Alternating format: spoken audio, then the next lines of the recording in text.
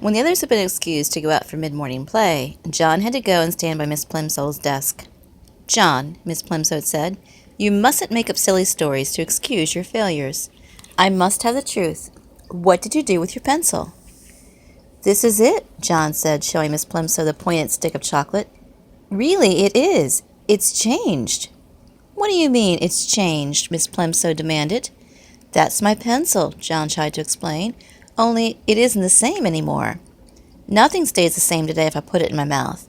The same thing happened when I chewed my gloves. They were chocolate too." "John," Miss Plimsoll said slowly, "do you feel all right?" "Yes, thank you," John said. "I feel all right. Except," he added, "I'm getting so thirsty. Water from the water fountain turned to chocolate, and so did the water upstairs. I would like a drink of cold water."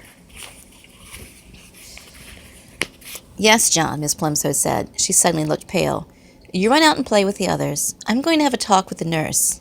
And John," Miss Plimsoll said as she started toward the classroom door, "here's another pencil. Be a good boy and try not to lose it. I'm afraid I'll have to keep this piece of chocolate until school's out. You know we don't allow anyone to eat candy in class." Miss Plimsoll put the slightly chewed chocolate pencil in her desk drawer, and John went out to look for Susan. He found her skipping rope with 2 girls in his class. John usually scorned skipping rope. He preferred hide-and-seek, tag, FBI and spies, kick the can, or any other good, exciting game. Jumping up and down in one place just to avoid being hit by a rope seemed silly to him. But he was sorry for having spoiled Susan's silver dollar, and he was willing to make a sacrifice. "Susan," he said. Susan continued to bounce on one foot as her 2 friends swung the rope over and over and under her. She didn't seem to notice John. "I'll skip with you," he offered. Susan stopped, and the rope was caught by her shins. "Let's try doubles. Backwards," she said, but not to John. She ignored John. "You go first, Betty. Ellen, you go second. I'll go last. The one who does it the most times gets the first slice of my birthday cake." Susan looked at John, raised her eyebrows, shut her eyes, and stuck out the tip of her pink tongue. Then she turned back to the girls and smiled. Ellen whispered in Betty's ear, and Betty whispered in Susan's ear. Then all 3 of them looked at John and each other again and burst out laughing. "Oh, Susan," John protested, "I didn't mean to do it. The trouble is, there's something magic about me today. Everything I put in my mouth turns to chocolate." The girls giggled. "You wouldn't like it," said John, who was beginning to feel sorrier for himself than he'd ever felt before. "I think it's getting worse," he said reproachfully. "At first, just the part in my mouth turned to chocolate. But when I nibbled the end of my pencil, the whole pencil changed." "Pooh," Susan said. The others hooted with glee. "Maybe I'll get sick and die," John warned. "Maybe I'll turn to chocolate myself. Then you'll be sorry." "I don't believe one word about chocolate," Susan said. "And if it was true, you'd be glad because all you ever like eating is chocolate." "If you don't believe me," John retorted,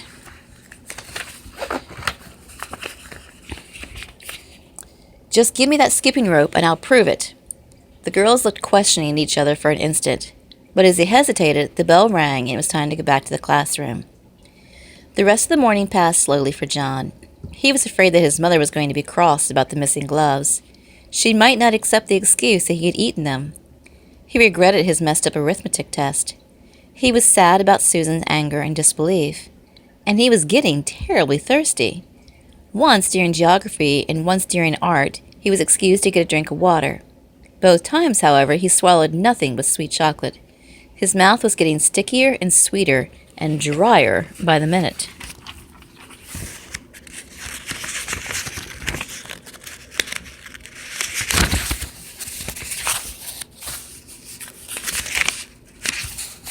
Chapter 7. "All right, boys and girls," Miss Plimsoll said, "it's almost time for lunch. Clear up your things, paint pots securely closed, brushes washed, paintings unpinned and laid out to dry, drawing boards stuck against the wall. Ah, there's the bell. Front row first, Timothy leading, then Robin in single file. Go." John, alone, walked slowly in the throng, hurrying along the corridors to the school cafeteria. The school was proud of the cafeteria and the food served in it. The room was spacious and bright, with windows all the way around one side, overlooking the playground and the playing fields beyond. The opposite side was wholly taken up by the shining silver service counter. Several boys and girls were already settled by tables by the time John took his place in line. Enviously, John noticed a boy at a nearby table suck at straws dipped in milk bottle that was dull with frost. John could imagine the refreshing taste of cold, creamy milk. At another table, a group of girls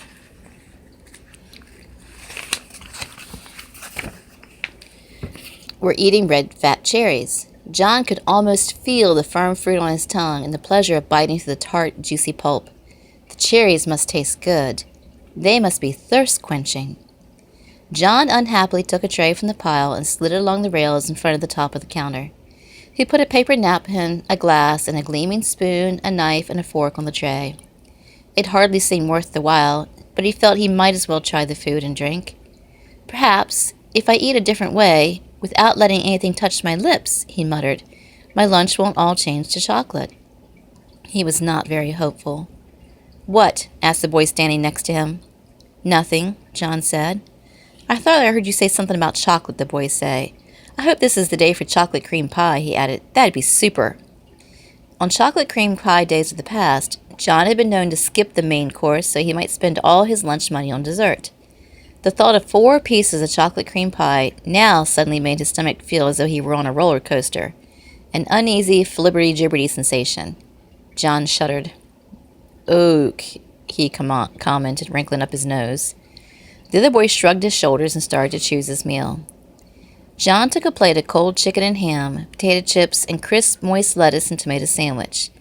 The white of the chicken, the pink of the ham, the gold of the potatoes, the pale green of the lettuce, and the red of the tomato looked delicious. He also took a half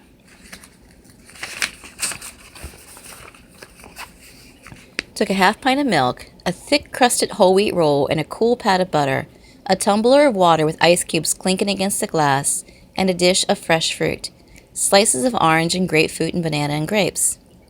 John's tray was loaded with just the sort of meal his mother was always trying to persuade him to eat. Until today, John always thought it was pretty dull to eat sensible things when there was sweeter food and drink to be had.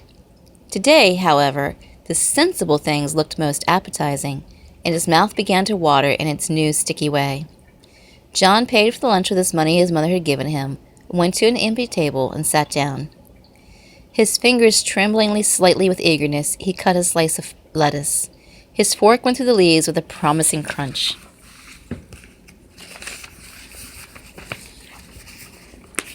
He stuck the prongs of the fork into a mouth-sized piece of lettuce and carefully inserted it into his mouth. The lettuce didn't touch his wide-stretched lips. John's teeth came together in crisp layers of sweet chocolate. He took a small piece of potato chip, tilted back his head until he was looking straight up at the ceiling, and dropped the morsel straight down into his throat. He felt it go down, a sharp fragment of sweet chocolate. He tried the milk, the ice water, the fruit. Every solid and liquid that he sampled was transformed as soon as it entered his mouth. Then he became aware of a shocking novelty that he hadn't noticed at breakfast. As the rim of each glass, there was a small semicircle of opaque brown. The bowl of his spoon and the prongs of his fork had become brown. As John watched, horrified, the areas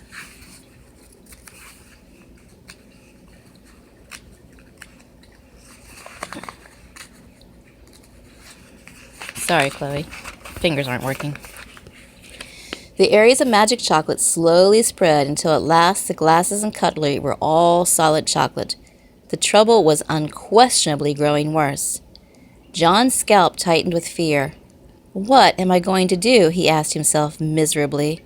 Oh dear, what is going to happen to me? Leaving his tray of chocolate food and drink and utensils, John stumbled away from the cafeteria and out to the playground.